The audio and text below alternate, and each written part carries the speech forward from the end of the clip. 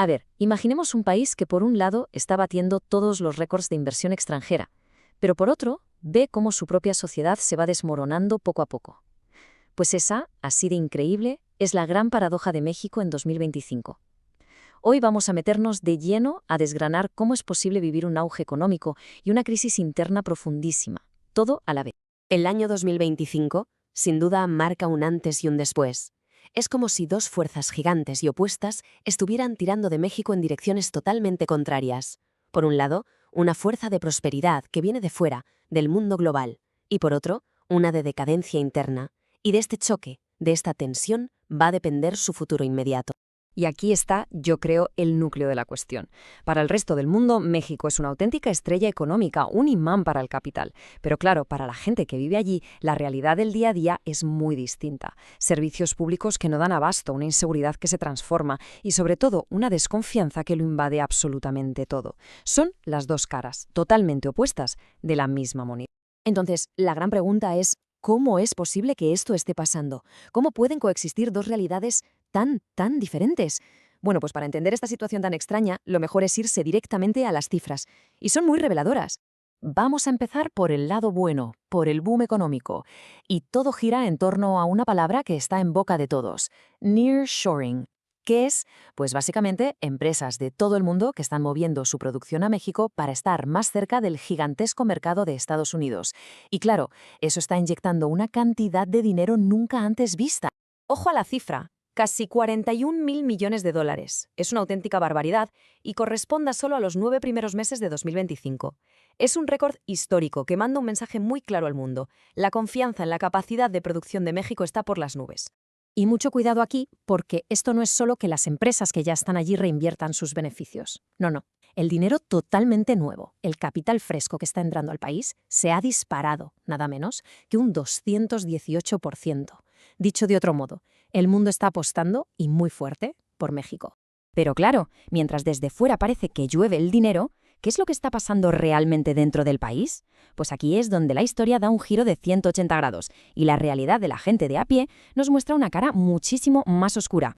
Y aquí tenemos el contraste brutal. Mientras la inversión extranjera se dispara, la economía real del país, la del día a día, apenas crece un 0,37%. O sea, es un estancamiento prácticamente total. El motor que mueve la vida de la mayoría de la gente, sencillamente, no arranca. Este gráfico, la verdad, es que lo dice todo. Mientras la inversión de fuera se dispara hacia arriba, la de los propios empresarios mexicanos se desploma, con una caída del 6,7%. Esto refleja un pesimismo interno muy profundo sobre el futuro del mercado local. La pregunta es evidente: ¿por qué los de fuera confían y los de dentro no? Y esta crisis va mucho más allá de la economía. Los datos sociales son realmente alarmantes. Estamos hablando de que casi 4 de cada 10 personas no tienen acceso a servicios de salud. Y, lo que es quizá más grave para el futuro, casi 1 millón de estudiantes han tenido que abandonar sus estudios en el último año. Esto es una verdadera hipoteca para el futuro del país. Y en medio de toda esta crisis social, la violencia no es que desaparezca, sino que está mutando. Se está volviendo, digamos, menos ruidosa, pero a la vez quizás mucho más peligrosa. Se está transformando en algo que controla la vida diaria de formas más sutiles, más silenciosas. A ver, si uno mira solo las cifras de homicidios, podría pensar que sí, que México es más seguro. Pero la realidad en la calle es muchísimo más compleja. La clave no está en los delitos que bajan, sino en los que están subiendo sin hacer ruido. Aquí se ve perfectamente esa mutación de la que hablamos.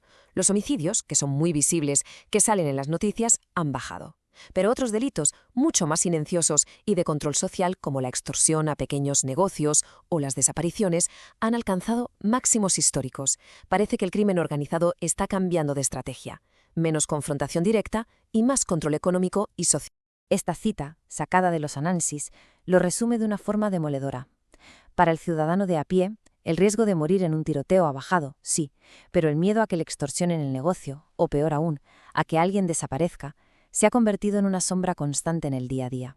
Bien, entonces, ¿qué puede explicar esta brecha tan enorme entre el México que ven los grandes inversores y el México que viven sus ciudadanos? Pues todo parece reducirse a dos elementos clave. Por un lado, las reglas del juego, o sea, las instituciones, y por otro, algo más profundo, la cultura de la confianza. Para explicar el deterioro de las instituciones, los análisis utilizan este concepto del economista Daron Acemoglu. La idea, en el fondo, es sencilla. Se trata de un sistema donde las reglas del juego no están diseñadas para crear prosperidad para todos, sino para beneficiar a una pequeña élite que está en el poder. Y aquí tenemos ejemplos muy concretos. Instituciones que antes funcionaban como un contrapeso al poder, como un poder judicial independiente o reguladores económicos autónomos, han sido absorbidas o debilitadas por el gobierno. ¿Qué consigue esto? Pues eliminar los controles y generar una incertidumbre legal enorme, tanto para el ciudadano como para el inversor local. La segunda pieza de este puzzle es cultural. Se le llama familismo amoral y es un concepto que describe a sociedades donde la confianza se limita casi exclusivamente al círculo familiar más cercano. Fuera de ese núcleo, la cooperación es prácticamente imposible y lo que impera es la ley del más fuerte. Este gráfico lo ilustra a la perfección. La confianza en la familia es el pilar absoluto de la sociedad mexicana. Pero la confianza en todo lo demás, en las instituciones, en la policía, incluso en los vecinos, está por los suelos. Y claro, con esos niveles de desconfianza es casi imposible construir proyectos comunes o respetar unas reglas de juego para todos. Toda esta mezcla, esta combinación de una oportunidad externa que es histórica y un deterioro interno que es profundísimo, coloca a México en un momento absolutamente crítico, una auténtica encrucijada. Y es aquí donde la contradicción se vuelve insostenible. Porque el motor de todo este boom económico, el tratado comercial con Estados Unidos y Canadá, exige justo lo que México está perdiendo: instituciones fuertes, predecibles e independientes. Es como si los cimientos del edificio se estuvieran debilitando justo cuando más alto está. El riesgo de que todo se venga abajo es muy real. Así que al final la disyuntiva es esta. El país se enfrenta a una elección entre dos futuros muy distintos. Un camino es el de fortalecer las instituciones para aprovechar esta oportunidad única y generar un crecimiento que esta vez sí llegue a todo el mundo. El otro camino es dejar que el deterioro interno acabe por sabotear la oportunidad, convirtiendo este boom en una simple anécdota. Y cerramos con la pregunta que lo resume absolutamente todo. México está en una coyuntura crítica. Las decisiones que se tomen ahora mismo van a determinar si esta extraña era de contradicciones termina con una oportunidad histórica bien aprovechada o, por el contrario, con el amargo sabor de haberla dejado escapar.